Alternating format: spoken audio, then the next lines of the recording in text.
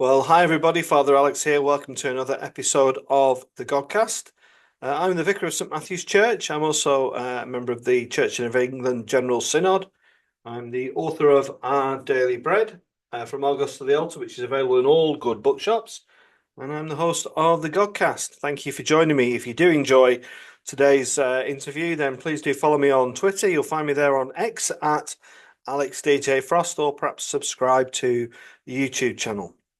My guest today on the Godcast is Zack Polanski. Zack is the deputy leader of the Green Party in England and Wales, and he's also a member of the London Assembly. So I do very much hope you enjoy this interview now with Zack Polanski.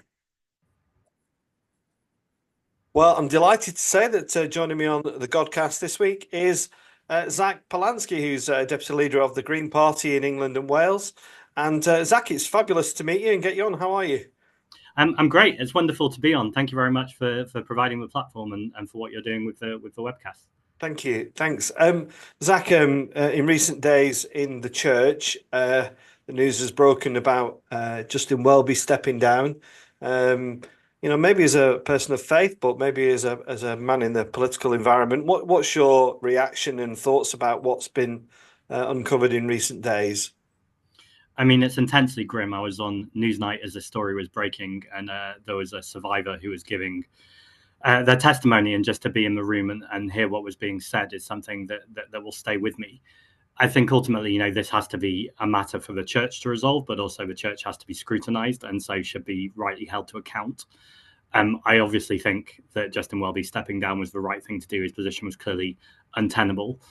I think it speaks to a much bigger issue in society, which is around power and the imbalance of power and powerful people that people are scared to challenge. And that happens both within the church, in other religions too, I'm sure, throughout our political system and indeed in business. And I think it speaks to why we need to make sure there are mechanisms in place where people are able to speak out, are able to be believed, or a presumption to be able to be believed and then investigated. And that we're always striving to make sure that we're holding ourselves accountable and the institutions we're within accountable, because as this shows, I was about to say no one's perfect, but perfect is an understatement here. This was clearly a huge failing, and I hope that learnings need to urgently be had. Yeah, I'm very grateful for you actually saying that, Zack, because, I'm obviously part of the Church of England, feeling rather bruised and battered. And of course, prioritizing those who've been abused at the absolute forefront of this. I can't help find myself trying to be a little bit defensive of the church because, being in the system, I recognize it does an awful lot of good stuff as well. And there are many institutions who probably have to like you've just said, hold the mirror up to themselves and hold themselves accountable. Yeah, I think you're entirely right, and I think that is also a fair point, that a lot of these institutions are providing solace for people. They're providing community, solidarity, and that's why it makes it even more egregious when they let people down so badly. Yeah. One of the things I heard was the survivor say, ultimately he was accused by John Smythe of being the sinner. Well, could you be more of a sinner than someone who's committing these things? Now, it's not for us to cast that judgment on people, but you can certainly have a strong opinion. Yeah. Okay, well, thanks for that, Zack. Now, people who are familiar with the Godcast, we don't just do hardline politics. We try and find out a bit about the person as well. Zack, tell us a bit, for people who aren't familiar. Tell us a bit about your upbringing, for example. Where did you grow up, and what was your education like? Yeah, so I'm glad you ask it like this, because I'm an unlikely politician. I've been through lots of routes and lots of different jobs. And I think that's really healthy. I think far too often in politics, we see people who knew from age 14, 15, they wanted to be a politician. They ticked all the right boxes. But I was born in Manchester. My kind of growing up was quite lonely, to be honest. I think largely because of being gay and not knowing that there was an LGBT community at that time. My parents were going through what I would describe as a pretty messy divorce. And so I grew up in a space that felt like it was very just quite chaotic and not particularly stable. Now, that isn't a woe is me story. I know people who live up in much more chaotic environments, and so I'm aware of my privilege in that sense. But school just never connected with me at all, and it's interesting because I absolutely love to learn. It's one of the the biggest things I find joy from is reading about things I don't know about, or even as simple as I do Duolingo every single day. I can't let that streak go. But at school, I absolutely hated learning languages, and I sometimes think if you wanted to create a system that would prevent someone from learning or prevent someone from being their best self or being contributing to the community, you might design the school system as it is now, because sometimes I think that creates so many barriers for anyone who doesn't fit an exact mold. That's not, slating all schools. There's some brilliant teachers out there and there's some brilliant schools out there, but certainly the education I had, I would say I really didn't enjoy. My little brother and sister, who are quite young, quite a lot younger than me, they're twins. They went through a home education a period or phase, and I saw the benefits of what they got from that.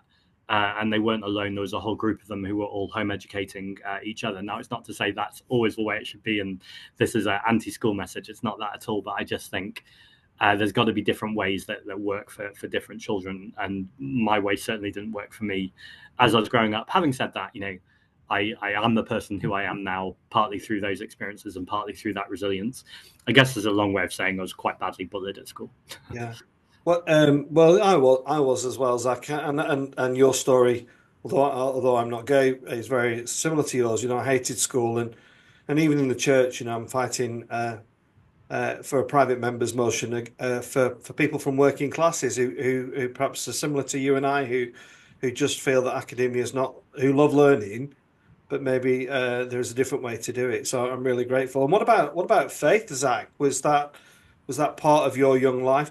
Just tell us a bit about that. Yeah, it was very much part of my young life. I went to a Jewish school, and even on weekends, I go to something called Cheder, which is essentially extra Jewish education around the Torah and the scriptures, and guests would come in. Interestingly, then I had a bar mitzvah, and this is a very kind of typical modern Jewish story, which is after my bar mitzvah, I then didn't go to synagogue for a long time. It's kind of, I'd done that bit, I'd become a man, and again, it kind of clashed around my parents' divorce time too. So I think complications at home just meant that completely dropped off. Interestingly, when I went to my secondary school, there was no kind of Jewish aspect to the school assembly, and I'd feel deeply uncomfortable praying or in that kind of, maybe deeply uncomfortable is too strong, but it just wouldn't feel like my place. I'd come from a Jewish school, and suddenly there was this whole language I didn't understand.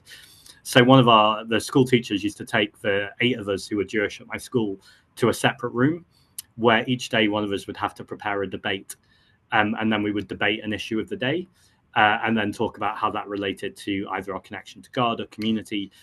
And I just think that was absolutely beautiful. One, there's an old kind of Jewish tradition or meme about having 5 Jewish people and 6 different opinions, so that was very much in line with my education anyway, and the community I come from. But 2, I think that must have, when I backtrack now or look back now, must contribute to the person I am today and the things I enjoy doing, that kind of love of debating. Years went by where I didn't engage with faith at all, or particularly with the Jewish community. And then I became vegan much later in life. And from being vegan and kind of really caring about animal rights, I then came across the environmental movement, which obviously very heavily links with the green movement and the climate crisis.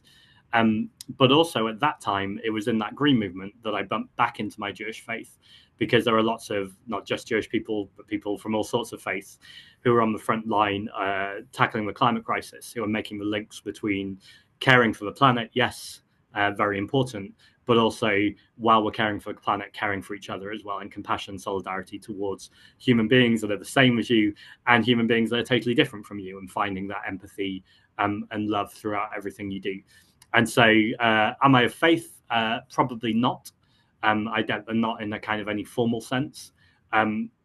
Do I espouse to the central values that I see of faith, of being about compassion, solidarity, humanity? Absolutely, those run through, well, I hope they run through absolutely everything I do. And in those times that they don't, I try and check myself, take a deep breath, and always come back to compassion and love, because I think that's the only places where any progress can ever come from. So, complicated question around faith. I think the answer is no, I wouldn't consider myself a man of faith, but it certainly runs, the pillars of it run through everything I do. It's interesting listening to that, Zach. What you said reminds me of an interview I did with Eamon Holmes, who was brought up a Roman Catholic, and who he said something like you can take the Catholic out of the person, but you can't take the person out of the Catholic, and maybe there's a little bit in that in your own story. Well, What it's can I just because it's got more complicated recently too, and I know we're not doing too heavy politics, but if you'll forgive me for 45 about, seconds, say, um, my Jewish identity has always been something that's been important to me, but I would say not central. And I think too often in British political discourse, a Jewish identity has been conflated with an Israeli identity.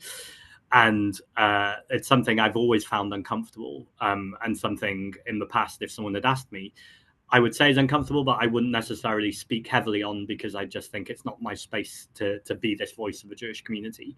But I think since October 7th and the horrific attacks, but then the massively disproportionate genocide in Gaza and what's happening in Lebanon and around the whole region, I found it increasingly important as a Jewish person who's critical of the Israeli government to consistently speak out about the differences and actually say that's not me speaking for the entire Jewish community. No one can do that, but no one else should be claiming to do that either.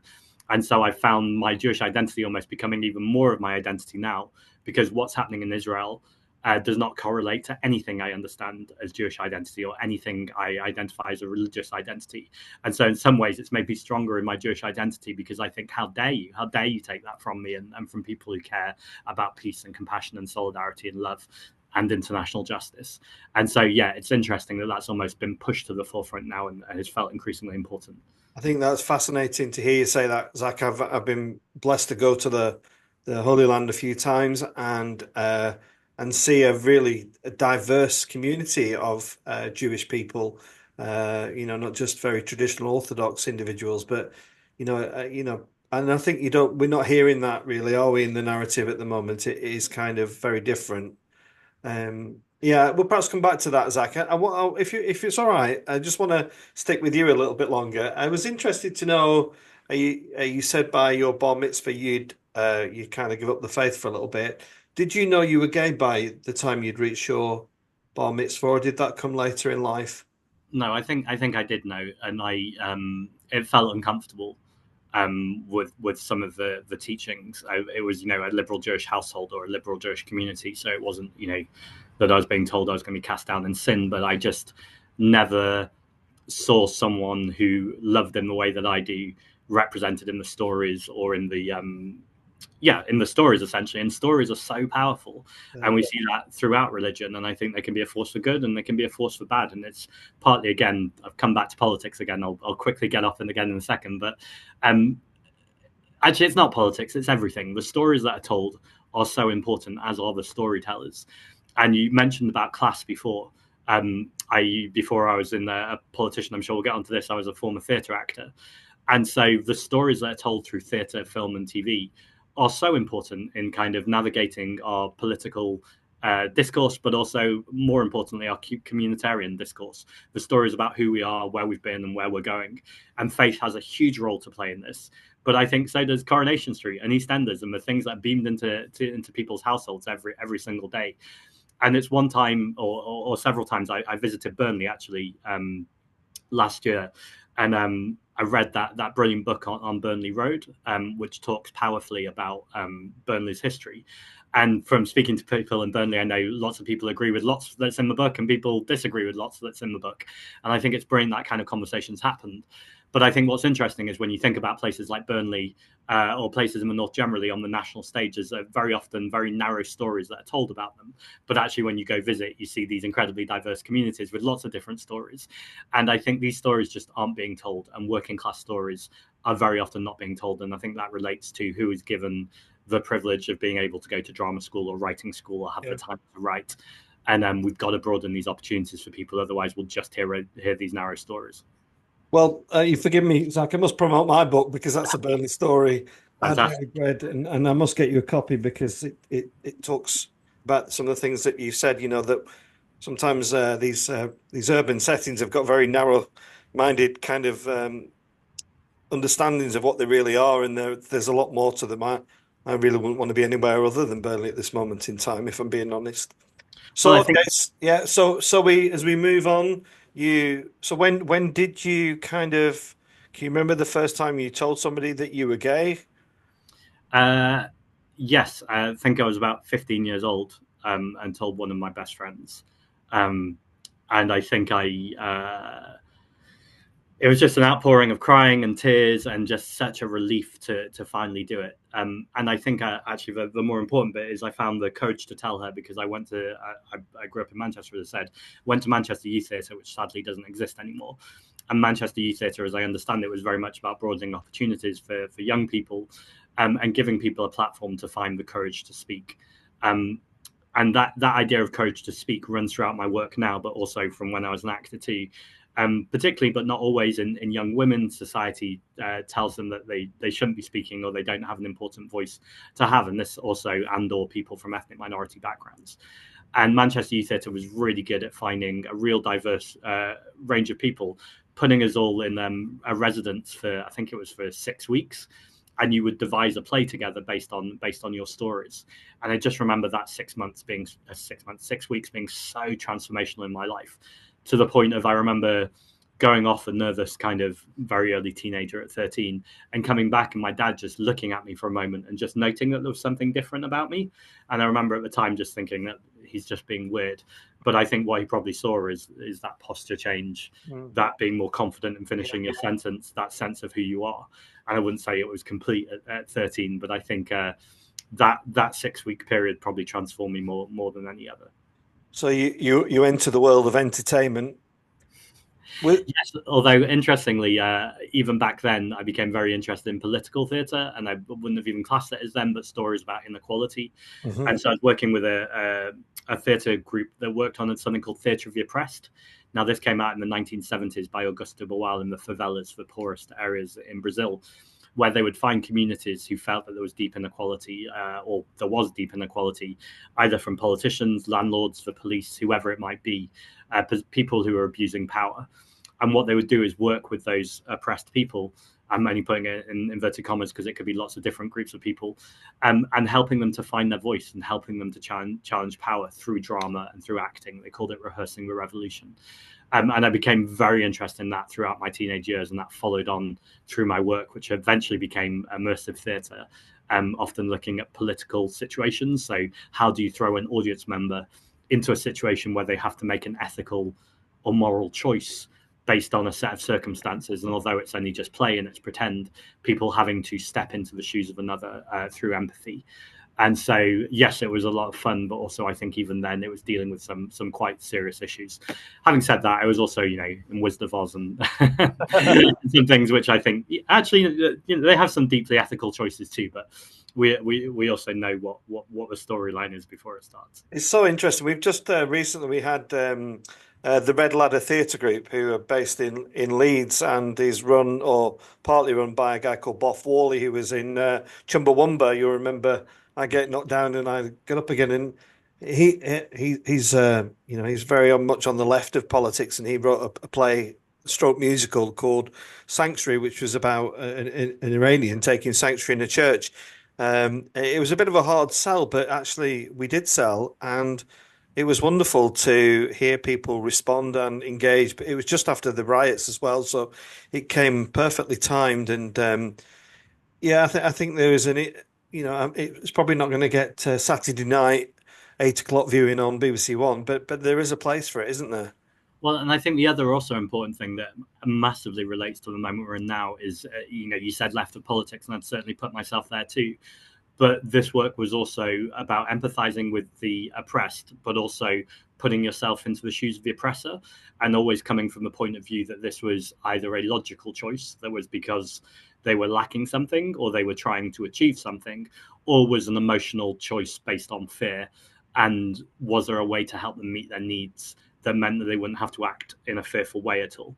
Now, I think this probably intersects a lot with religion in terms of conversations around soul and even natural justice and where people come from and the concept of sin.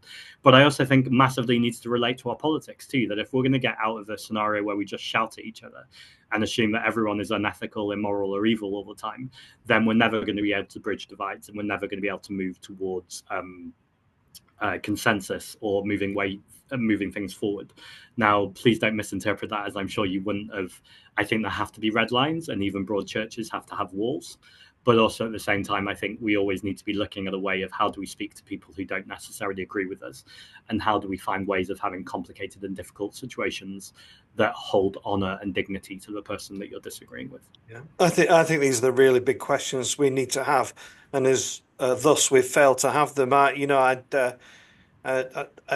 done loads of interviews. If anybody's interested in this kind of discussion, Alex Phillips from Talk Radio speaks very well about this in an interview on the Godcast. So do check that out. But in my context, Zach, I'd be interested to know your thoughts. Maybe we can bring in Donald Trump's recent election here. Is that I work in a very working class, deprived area of high poverty, and the people that I'm a parish priest to may be described by some people as the far right, and I'm really uncomfortable with the use of this word far right.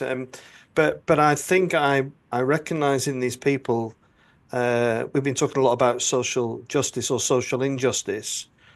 I work with a lot of people who feel they're being let down, and by a lot of people. So whether that is the police because of a crime, whether it's the NHS because of a long waiting list, whether it's a housing group because their kitchen's flooded, whatever it is, these people feel like the back of the queue, and so I think it's reasonably easy for them to listen to maybe a more destructive narrative and actually buy into it. And I think if we just kind of compartmentalize them as far right, I think we're yeah, I worry, and I've said this in other recent interviews with politicians, Zach, is I worry that Nigel Farage could be the next prime minister. Yeah, I think you're entirely right, and I agree with much of what you said there. People are being let down without a doubt. There is mass inequality in our society. People are being told there's no money left while they're seeing people get in private jets. People are told that things are getting better or our economy, is heading towards growth, whilst they're struggling to pay the rent or even put food on their table. I think we saw this during Brexit, where David Cameron ran a campaign to say, if you want everything to stay the same, if you don't want to disrupt the status quo, then it's really important we remain in the European Union. And people very understandably, when I don't want things to stay the same, there's a mental health crisis in my society. It feels like people don't care, and it feels like things are out of control because I'm seeing the other enter my community when there isn't even enough to go around for our group. Now, I can look that person in the eye and have a really important, compassionate conversation about how these issues are not the issues of migrants. These issues are decades of underinvestment, both from a Conservative government, but frankly, a Labour government too, and also under the first past the post system.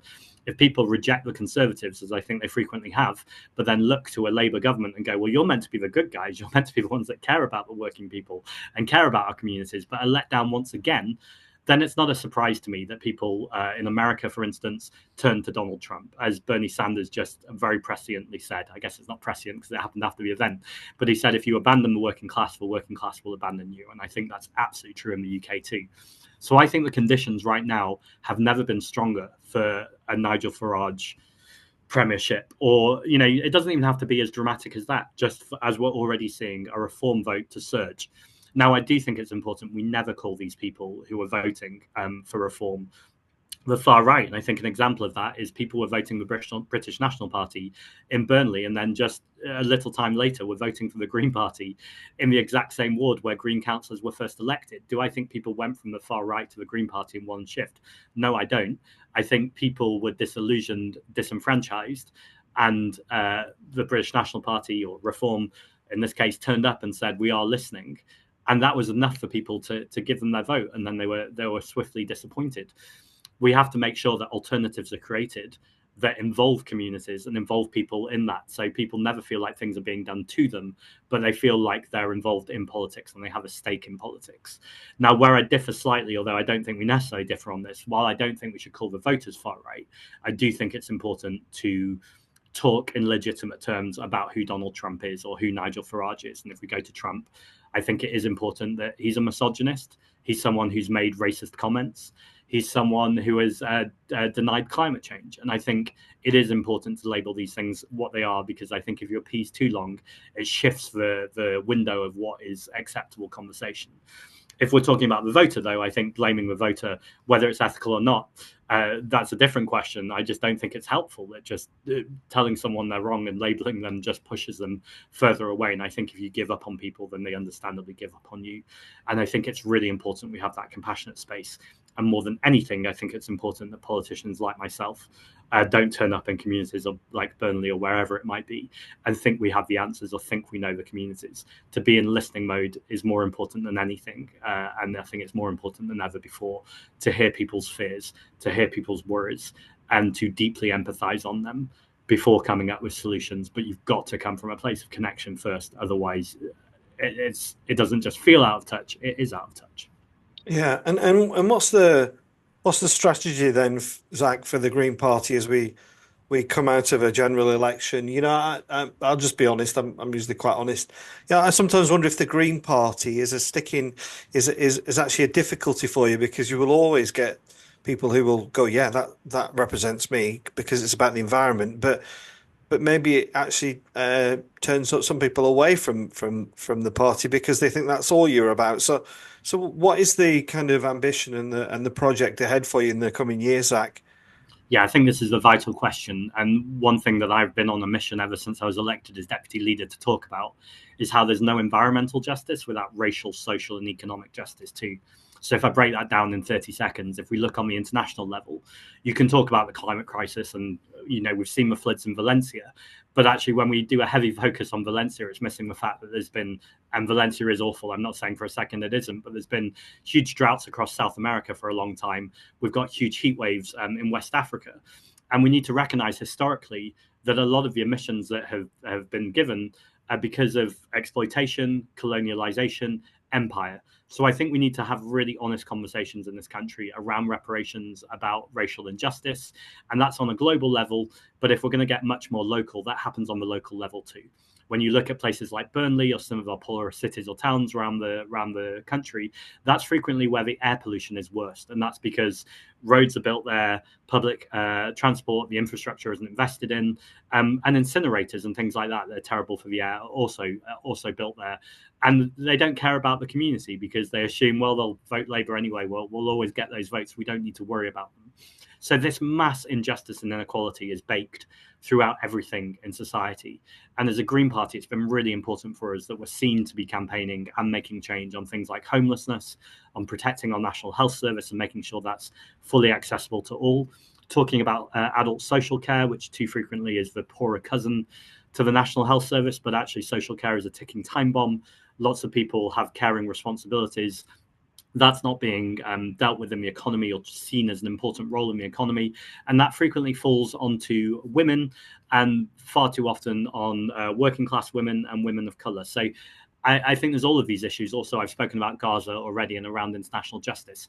I think we just need to make sure that the Green Party increasingly have urgent, necessary and right things to say on all of these issues. I think I'm not making excuses, but this has been a huge issue of the media in the past kind of few decades, that if there's any story that isn't about the climate crisis, they don't come to the Green Party. And then it's the climate crisis, they only come to the Green Party and they don't let you speak about anything else.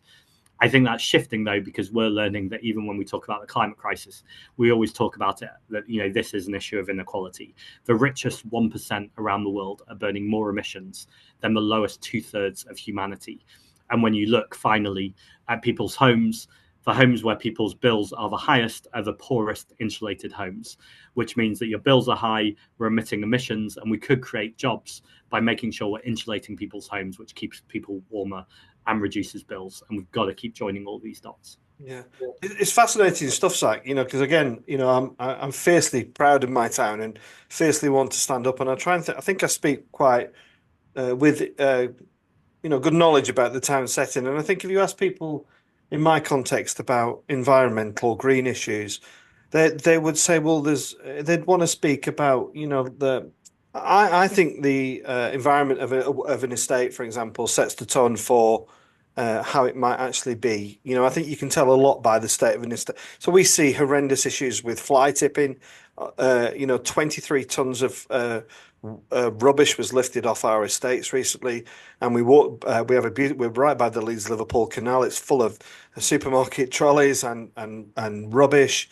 And I think these people are the potholes and all this, and the rivers are in a bit of a state. I think these are the things that matter locally in a town like Burnley. Is that fair, do you think?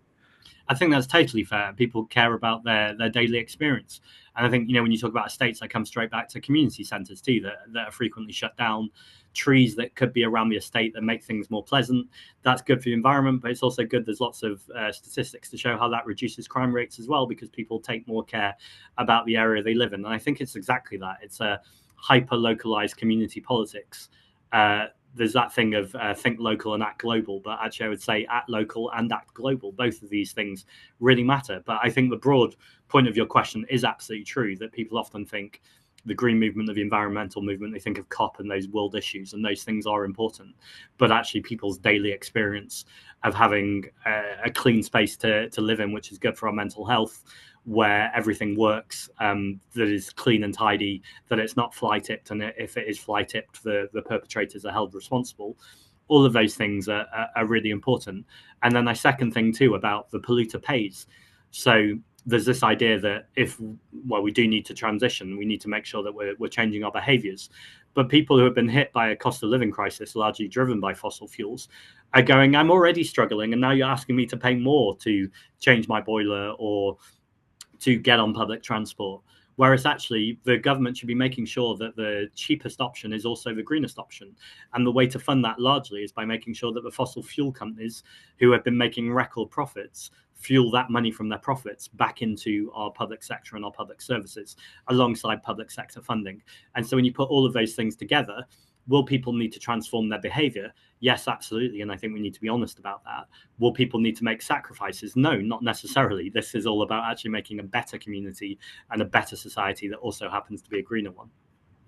Yeah, it's fascinating what you say there. I mean, I just so our church, we're a spiritually rich but a financially poor church, and we had the misfortune of our boiler packing up, and everybody wanted us to go carbon net zero, Zach. But the reality is the boiler we actually went for was £28,000, which is a lot of money for an urban church. And the cheapest quote we could get to be greener was £100,000. And that was even with potential grants and things like that. So, people do need to make things cheaper, but it's not currently happening, is it? Yeah, it's absolutely outrageous. And during the general election, Carla Denyer, who's the co-leader of the Green Party, now Bristol's MP, she was attacked by the media because she admitted, in inverted commas, that she still had a gas boiler and wanted to change it to a heat pump. And she couldn't afford to do it because she didn't have a job role at that time that meant she could afford to do it. Now she's an MP. I'm pleased to say she's she's transitioning over now. But unless people have that financial capital or have, that space to do it, then they absolutely can't do it. And so the fossil fuel companies were very clever in the 1970s. They came up with this idea of a carbon footprint. So they talked about people having to individually change the amount of emissions. This is the talk of recycling or heat pumps or electric cars. That is a complete distraction from actually what needs to happen, which is the big system change, which is businesses, corporations, and governments making those huge changes and making it cheaper for the individual person, you or I, or someone watching or listening this, to be able to make the change that we need for the planet, because it's the cheapest and easiest change to make. All of those possibilities are absolutely out there. They're a result of political choices at the moment, which means they're trying to push that onto the consumer, which of course will always have backlash against the green movement more widely, because why should an individual have to sacrifice or pay more that they already can't afford to do the right thing? That has to be the role of government and has to be the role of businesses who are polluting our planet, to make sure that they're affording us to make that transition.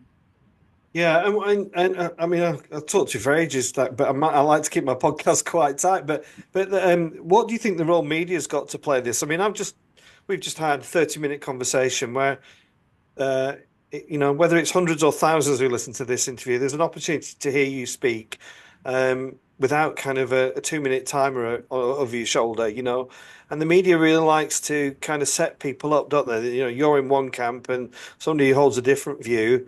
Do you think they've got a responsibility to actually do some, what I would describe as proper journalism and proper investigation in these matters? And more than a responsibility, I think of all the things that I feel strongest about, this is one of them actually, along with the climate crisis, that I think the media are so responsible for so much of the division and lack of progress that we have in our political system. Now, it's not just the media. The politicians who operate in that system and audit the media and have chosen not to regulate the media are ultimately responsible for that, and they've created the conditions for that to happen. But I think undoubtedly we have a media that aren't asking the right questions. I think, again, I come back to the genocide that we've seen in Gaza. We had a media who was so hostile to the idea, initially in the early days of October 7th. Of course, it didn't start there. We've had an illegal occupation for decades too. But the sense that I remember being on, I think it was on LBC, and calling for a ceasefire quite on, and just almost trying to demonize me for, if we cut it back, you might disagree with me, or anyone could disagree with me about the genocide. We can have that conversation. But even calling for a ceasefire, the idea that being a voice calling for peace is anything that should be ridiculed or held to account in a negative way is absolutely absurd. That's a topsy-turvy world. You can have a legitimate conversation about, is that a realistic thing to call for? I would argue about what happened with Nelson Mandela, what happened with the Troubles, and ultimately even people who detest each other. Third parties have to come together and bring those people around the table to talk for peace, no matter how difficult it is. But even the act of calling for peace was deemed out of the legitimate realms of conversation. I think we see that with public spending. During the general election, I was talking about borrowing to invest or money creation, and just being absolutely, Victoria Derbyshire on Newsnight, one of the better journalists, tried to ridicule me for it as if it was an absurd position. We now have a Labour government who are also ridiculing for us, but now are taking that exact position just months after winning an election. And that was not discussed at the time of the election because it was out of the narrow bounds. So I think podcasts like this, media that are doing independent work, social media, although social media has its own difficulties, as we've seen around Elon Musk and Twitter. I've seen lots of people joining Blue Sky, and I'd really encourage that kind of transitionary movement towards media or social media that is not owned by multi-billionaires who are trying to wreck the planet or create division. I mean, I could talk about media for length, but I know what you said about the length of the podcast. But it's a nice way for me to end, I suppose, is thanking you for doing this, Alex, because I know that it takes a lot of time and it takes a lot of effort to find the guests, to think about the questions and then to upload them. But I think these conversations we're having are the equivalent, not the replacement of old market conversations people would have been having in their plaza, in their square, which are often missing from public life. So I think those aspects are really important. Well, that's very kind. Thanks, Zach. Appreciate that.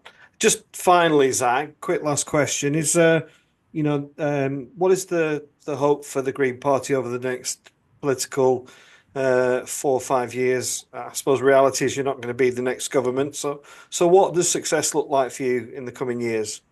Yeah, so at the last election, we got 1.9 million votes, nearly 2 million, and that was a huge jump from where we've ever been before. And there was a real sense from the media that we could never win more than one MP and that Brighton had just been some kind of fluke. So to win 4 MPs is incredibly exciting. There's also 40 places around the country, constituencies, where the Labour Party came in first and the Green Party came second. Having said that, the MPs that we just won, North Herefordshire, for instance, we went from 4th place to 1st place. So it's not just those 40 that are exciting. There's lots of other places too. I think in terms of what does the future hold, I think there's 2 things. I think one, it's winning more MPs. I think that's just the obvious thing to be able to hold governments to account. But second, I think it's important to say this. I want to win more MPs, but actually we don't need to wait till the next election. We're already seeing now that the movement of the Green Party growing is already changing the Labour Party's mind. So, for instance, we argued capital gains tax should be raised. Just very quickly, because I know it's a bit policy wonkish or geekish, capital gains just means that rather than people being taxed just on their income, they're taxed on their assets too. It cannot be right that someone working for a living every single day is taxed more than someone who has a very wealthy asset or an antique that is raising them money, but they're not being taxed on it at the same rate. We said those 2 things should be equal. It's not quite equal, but it has now raised. The position, again, on Israel, the Labour government are not where we need them to be, but they've started to get more critical. And I think that's not just the Green Party, that's a wider peace movement that are slowly pushing the window on that. Not fast enough. People are dying every single day, but that is shifting. And again, on the climate crisis, I'm pleased to see Keir Starmer has gone to COP29, not ideal, COP29 more generally, much a bigger conversation, but just the fact that he's at least talking about the climate crisis is the Green Party, I think, along with campaigners pushing. So we don't just need to win MPs to push that argument. And I think the more that people join the Green Party, hint, hint, not subtle there, but they could join right now. But actually, the more membership we get and the more authority and status we have on the national stage, we can be winning these arguments already and pushing a Labour government to the right positions. Fabulous. Well, Zach, I've thoroughly enjoyed talking to you and listening to your thoughts and positions. If people enjoy a political discussion, there are well, there's loads on my Godcast. Do check it out with people from all political parties. But for now, Zach, sincere thanks for coming on the Godcast. Thank you. Thanks so much for having me.